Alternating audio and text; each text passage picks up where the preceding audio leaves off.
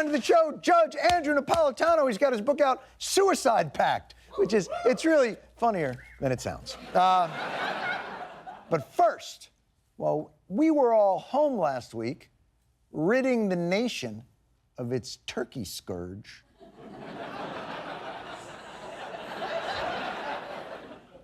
They know what they did. The grand jury in Ferguson, Missouri was deciding that Ferguson police officer, now former Ferguson police officer Darren Wilson, did nothing indictable when he shot unarmed but large Michael Brown.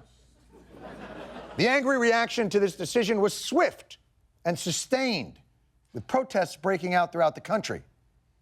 But if those who took to the streets thought that they were speaking out against systemic injustice, well, they could not have been more wrong.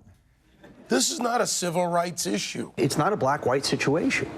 It's a thug police officer situation. People forget he had committed a robbery. Michael Brown was the bad guy in this case, and please, America, let's not turn this kid into some kind of civil rights martyr, because that he is not. Ferguson, Missouri is not Selma, Alabama. Right!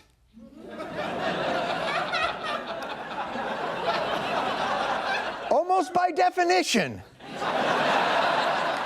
Ferguson, Missouri is not Selma, Alabama. Of course, if Fox had been around for Selma, Alabama, the headline would probably have been, "Relax, Selma isn't slavery."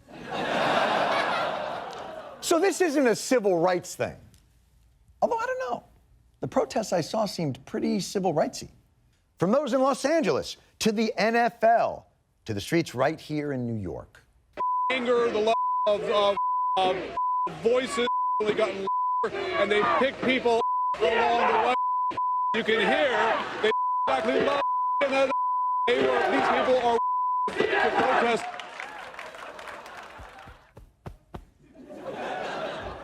I feel you.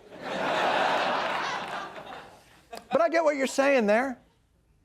This is an isolated incident, like the police shooting of Tamir Rice in Cleveland, or Dante Parker in San Bernardino County, or Kendrick McDade in Pasadena, or Armand Bennett in New Orleans, or John Crawford in... What time does Colbert start? What time does his show start? It's in like a half hour, right? All right, we'll move on.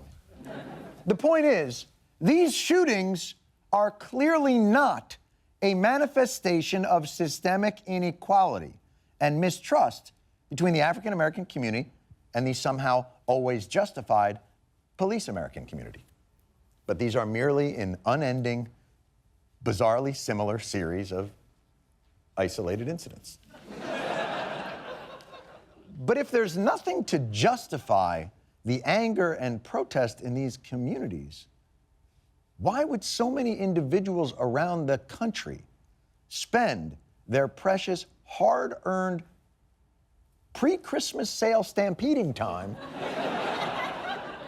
protesting a non-existent problem?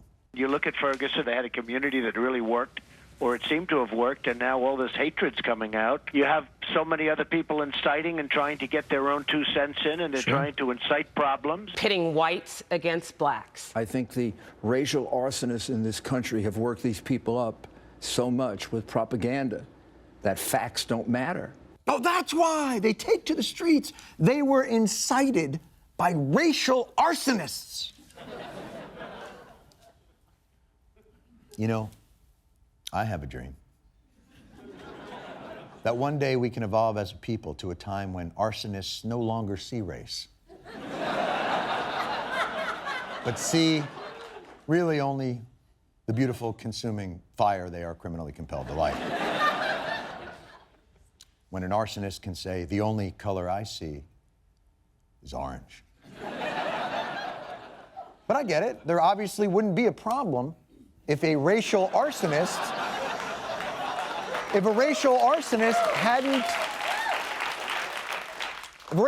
had lit the fire under Ferguson with his telling of what happened match.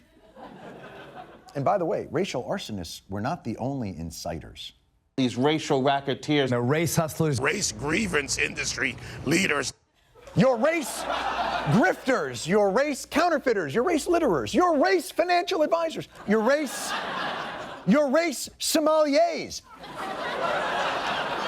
What's wrong with a nice white? But the point is, these protests may look like a spontaneous groundswell of frustration, grief, and anger amongst a community that feels disenfranchised. But they're actually just the prescribed bidding of America's race grievance puppeteers. And who might they be, you ask? Professor, the floor is yours. The president and Eric Holder and Al Sharpton, I think they've been terribly irresponsible. Ferguson burns because of, in part, a mindset was created by Al Sharpton, by Eric Holder, and the president. Be honest, my friend. Are those the three people responsible, or did you just name the only three black guys you could think of? What? Which one? Ferguson burns. Ferguson burns, my friend, in part because of Jay-Z, the guy who plays Urkel, and let's say Hank Aaron. I don't know. Now here's where it gets interesting. What is the mindset that has been instilled that creates the conditions for this upset within the African American community? The head of this network, Roger Ailes, has brilliantly said that if you see yourself as a victim, then you'll become a victim. But if you see yourself as a winner, then you'll eventually win. Keep a dream journal, folks. A victim mentality is what's causing this. A victim mentality. A gentleman on Fox. A gentleman on Fox News said that black people have been convinced by a network of shrewd propagandists that they are somehow victims. And that is wrong to agitate a population, to scare them, utilizing all the tools of modern communication, graphics, music, etc., to stoke these people into a resentful frenzy. Fox News feels that's just damaging to this great nation and tears at our very fabric. I can't imagine anyone would do such a thing at, just roll the tape.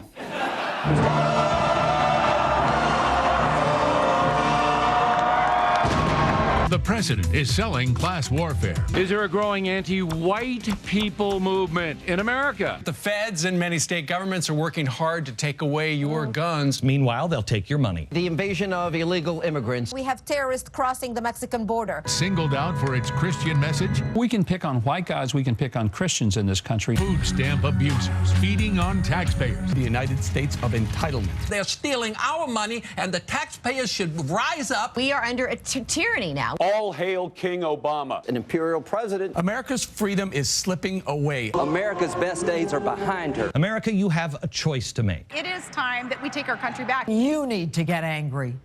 Our worst fears might very well be here.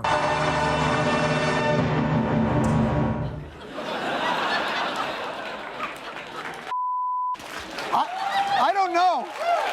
I don't know if I'm supposed to overthrow the government or get one of them panic rooms. I don't know what to do. But either way, I'm just happy to not be incited. It almost makes you think that the crime that they're really upset about over there isn't race pimping or race arson. It's race plagiarism. We'll be right back.